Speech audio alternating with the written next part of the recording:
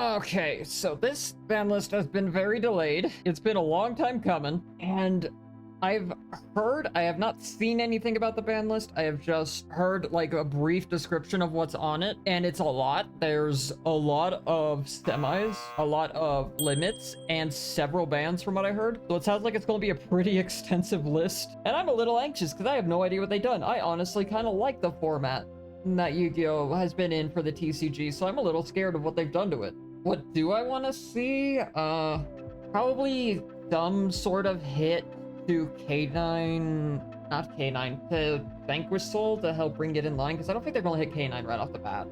So something to bring Vanquish Soul a little bit more in line would probably be nice. Maybe like a semi or a limit to Razen, perhaps? I feel like C104 is a problematic card that needs to go. What else is kind of an issue? I don't know what actually needs to be banned beyond that. There might be an argument for like Shifter and Droll, but that's kind of wishful thinking on my part as somebody who really just doesn't like those cards. What do I hope comes off the list? There's two cards I've advocated for letting off the list forever, off the top of my head, and that is Wind Up Zenmaity and Heavy Metal Foe Electromite. I feel like both of them don't need to be on the list anymore. I feel like that could probably come off. I don't think that's going to happen because I don't think Konami really cares about either of those cards. But alright, that's really all I want to see. Let's get started. We are going to go very slowly because unlike the other list that hasn't updated for some reason, this one just... Instead of showing a list of every card on the ban list, this is just the cards that have changed their position on the ban list in order. So I'm going to go very slowly, and we're going to attempt to do this one by one. Okay. The Forbidden Limit list, effective from the 15th. Oh, wow, that's in 3 days. That's a really, really soon effective list. Monster League. Moon of Closed Heaven. Wait, the moon? I'm sorry, is Fiendsmith still a problem? Is it? Fiendsmith didn't really seem to perform anywhere lately. Did we really need this? Did Moon really have to go? Was it that big a problem? That doesn't feel right to me at all. I don't know how I feel about that one. Oh god, I don't think that was necessary at all. Fiendsmith has not been doing very much. I don't think that was necessary.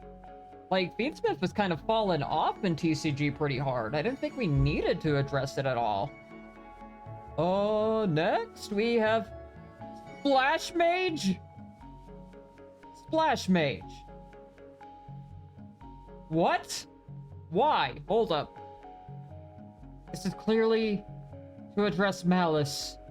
But Malice doesn't even perform that well. Oh. There's other ways you could have touched Malice if that's what you wanted to do, but like Malice hasn't even been putting up the best results. Is the rest of the list just so devastating that they're preemptively trying to make Malice not the best deck by default? Is that what this is? I don't know. Next is King of Feral Lips. That was inevitable. People have been talking about this card going for a long time. It's very easy to make in Ryzeal. It gets you into your entire Mitsurugi package. It feels... I honestly... Yeah, no surprise. No real shock there. I'd be a little shocked if it's the only touch to Mitsurugi Ryzeal here, but it is a good one. It is... All of these so far have just seemed to be engine consistency hits for the most part. Like, hitting either very present or very powerful engines so far. If you want to call Malice an engine, I don't think so, but it definitely helped hit their consistency a bit. But yeah, King of Feral Lips, not a huge shock. Next is Paradise Smasher. Okay. I already said this one's time was limited. It's been banned in every other format. So that's not a huge shock. That's also not a big shock. Yeah, that's... No, as soon as they reprinted it in Justice Hunters, I was like, we'll see how long this one's around for. Not a huge shock, not really.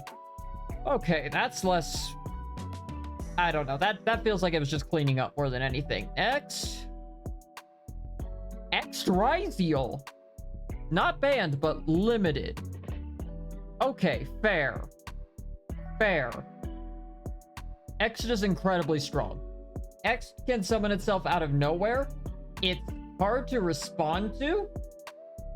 And it can send any other X-Seed from your extra deck to the graveyard to summon itself. Normally, you're going to be sending something like Miralogic to sort of put a negate / a chain block behind it. Moving it from 2 to 1, though, I'm wondering if that's really a necessary consistency hit. I don't know how effective that's going to prove to be, but I get it. X is probably the easiest and most consistent of the Ryziel names. It's probably why Master Duel chose that as the one to hit. So not a big surprise. I also believe it's already limited in OCG. I know OCG has a lot of limits on Ryziel currently. Next up, Dormouse to 1. Pretty much same argument as X, I think. Dormouse is just an entire one-card starter for the entire Malice engine. It makes sense that they would limit it. It makes it so that removing the Dormouse by other means, like moving it to banishment after it's already been banished or something, with like a Bestial or something, is actually going to matter a little bit more now. Using Call by the Grave on it means more. Even just like denying it is actually going to be more effective now.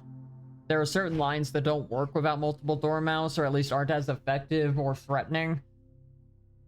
A consistency hit for sure, but definitely one that I think is... They're really going after Malice here after it just failed to perform.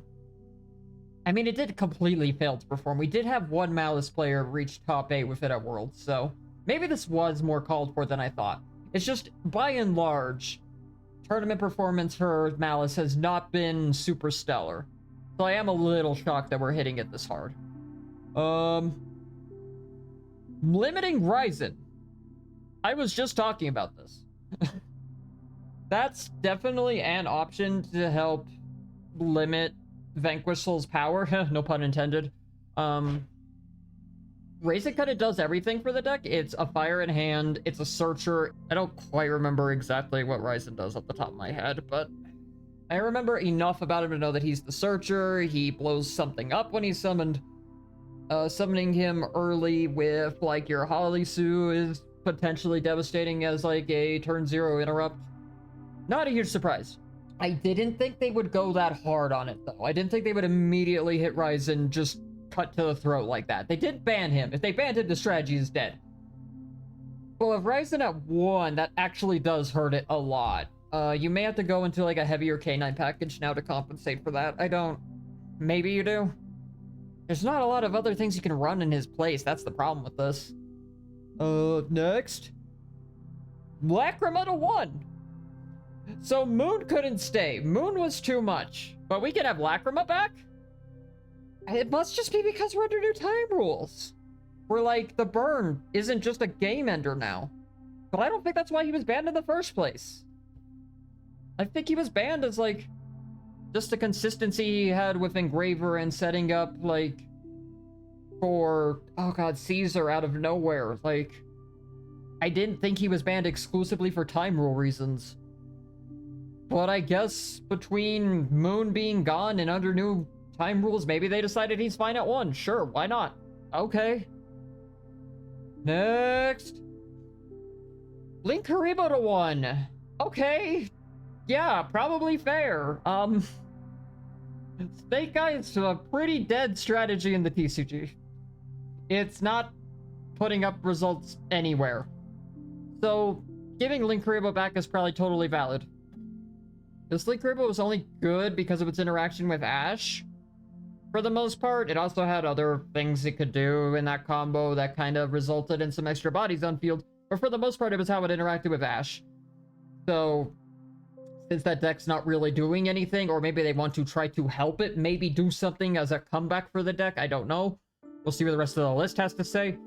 Link Haribo back to 1 totally feels fair. Link Haribo was only really a problem because of Snake Eye.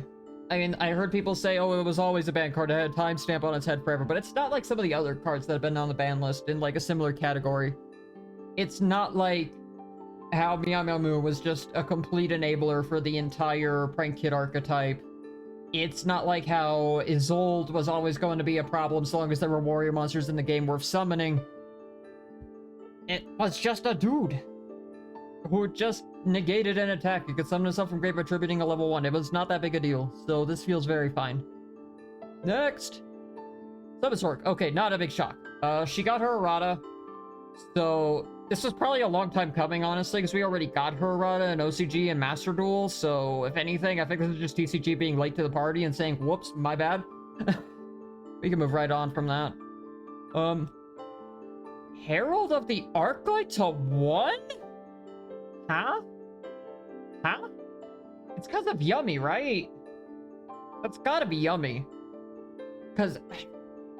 does Yummy make multiples? I've only ever seen Yummy plays make one Arclight. I've never seen them make multiples. I presume they can, I've just never seen it personally. I haven't played against much Yummy either. My locals is completely dead, so... I haven't really gotten to play against anything from Justice Hunters much. So... so maybe they can make multiples, and this is just to check that. The problem with the Justice Hunters list is there's not a lot of things you can hit native to the archetype since it is very, very new. That's why I was more or less expecting Vanquish Soul to get hit in place of anything in K9 to get hit.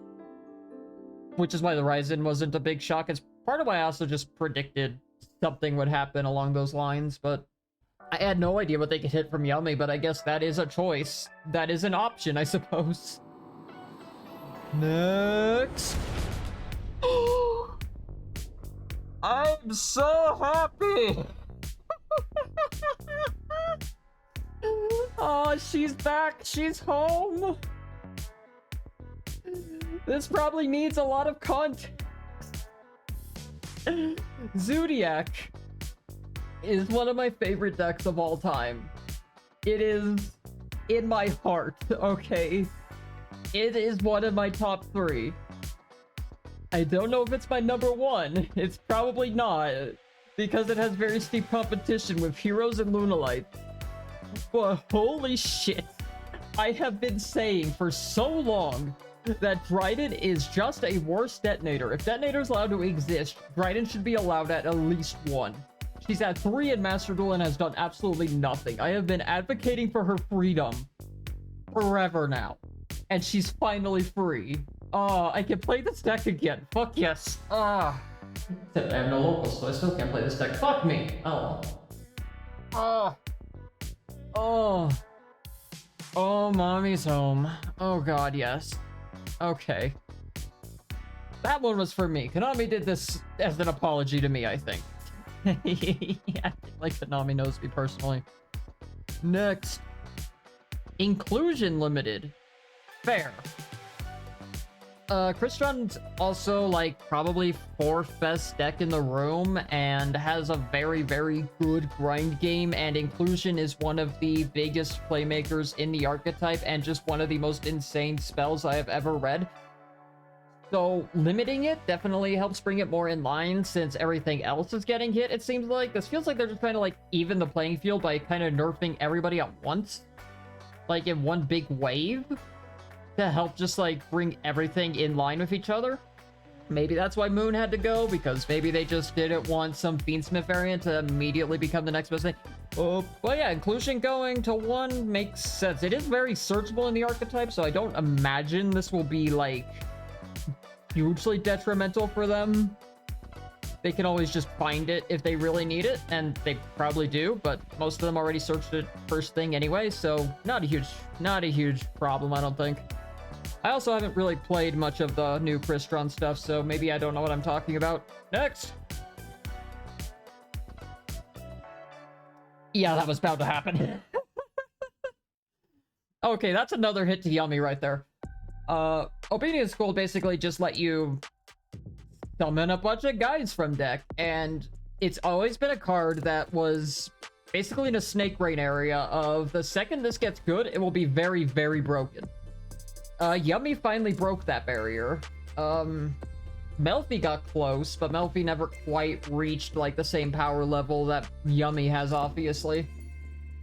So, this makes a lot of sense. It's a very powerful card.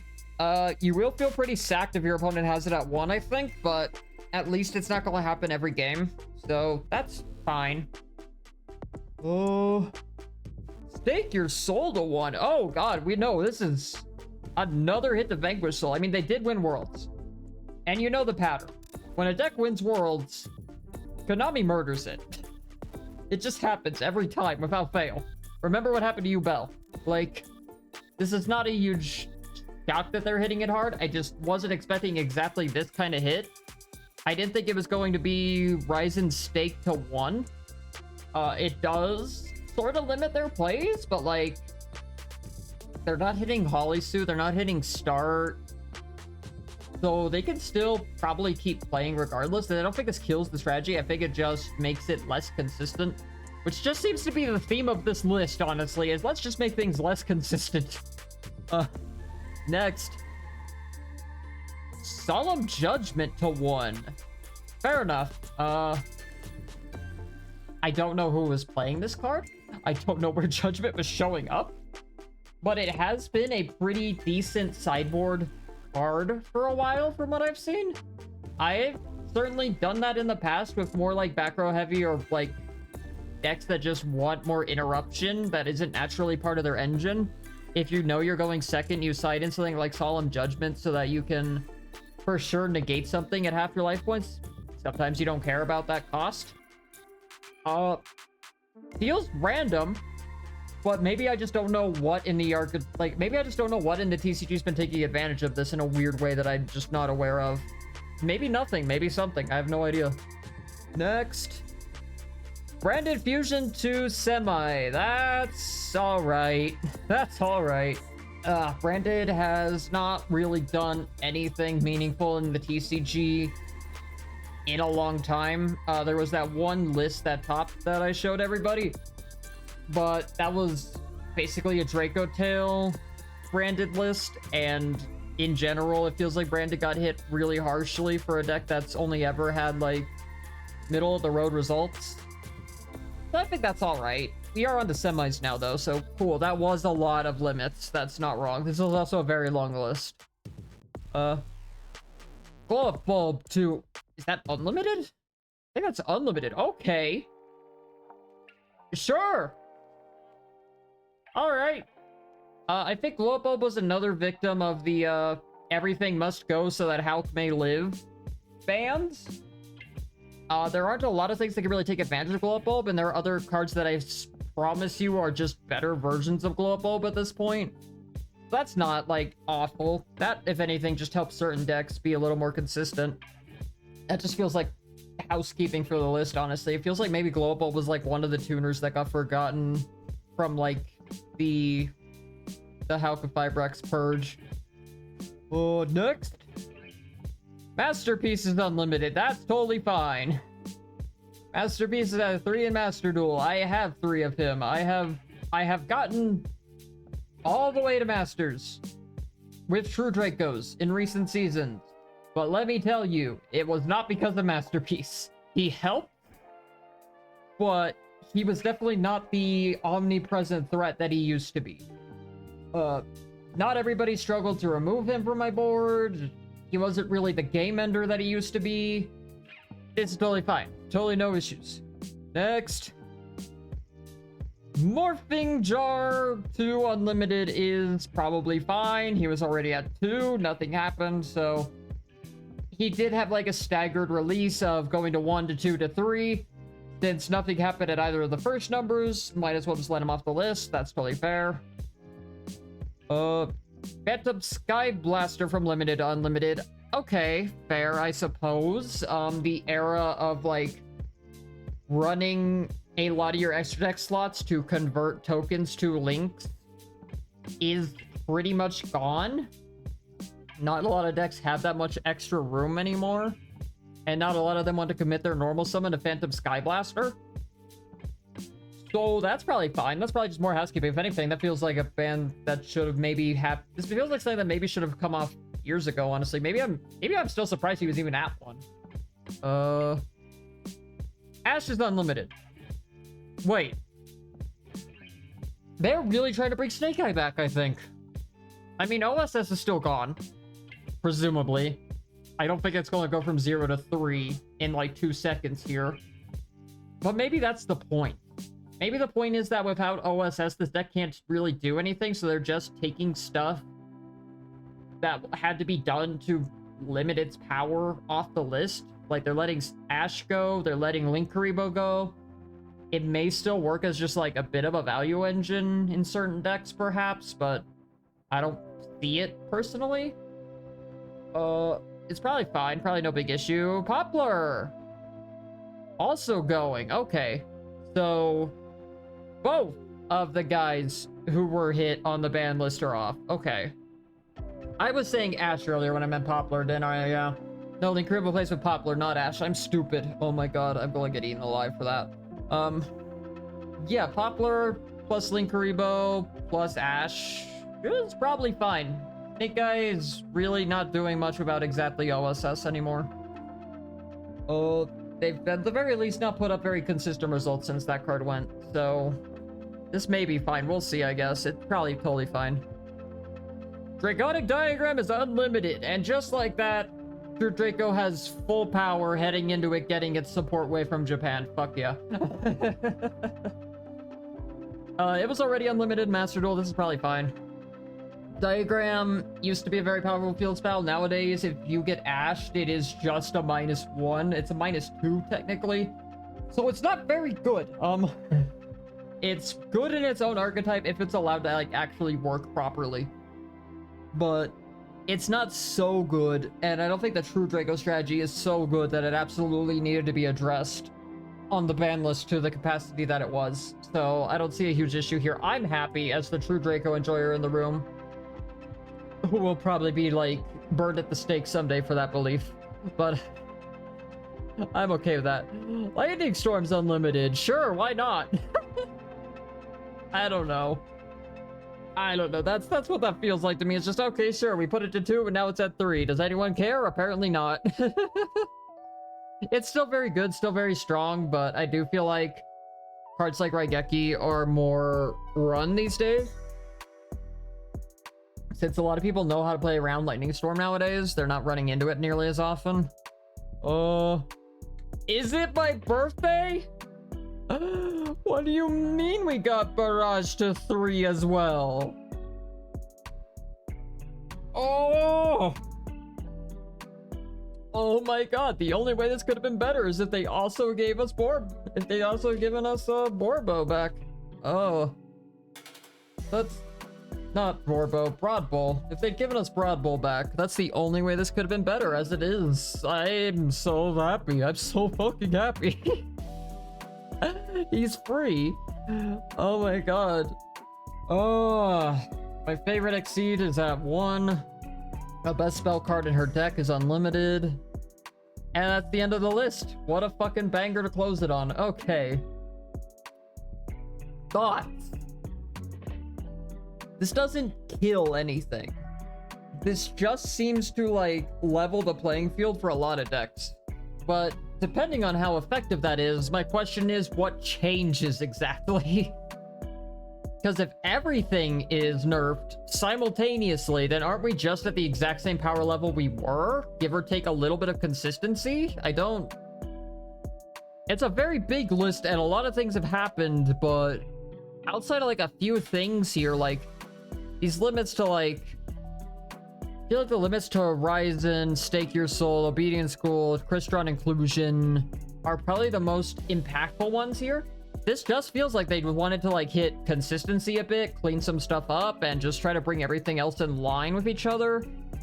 Just exactly one hit to Mitsurugi Raziel here that I think truly matters with King of the Pharaoh Limps going away. There will now be games where Mitsurugi Raziel doesn't see half of its engine, which is big. But other than that, everything else that got hit just feels like it was a little bit more of a consistency dampener. Flash Mage going away changes some of what Malice is allowed to do. Dormouse to 1 also impacts what they're allowed to do. Closed Heaven going away just kind of feels bad, man, but whatever. I guess that's the price we had to pay to get Lacrima back. X to 1, X already was kind of in a weird spot. You could already just search it if you really wanted to with 7th, so maybe it's not that big a deal, I don't know. I got the happiest fucking limit of my life with Drident getting to come home. This is the only archetype that I love so deeply that has to suffer on the ban list. Nothing else I love is actually that powerful.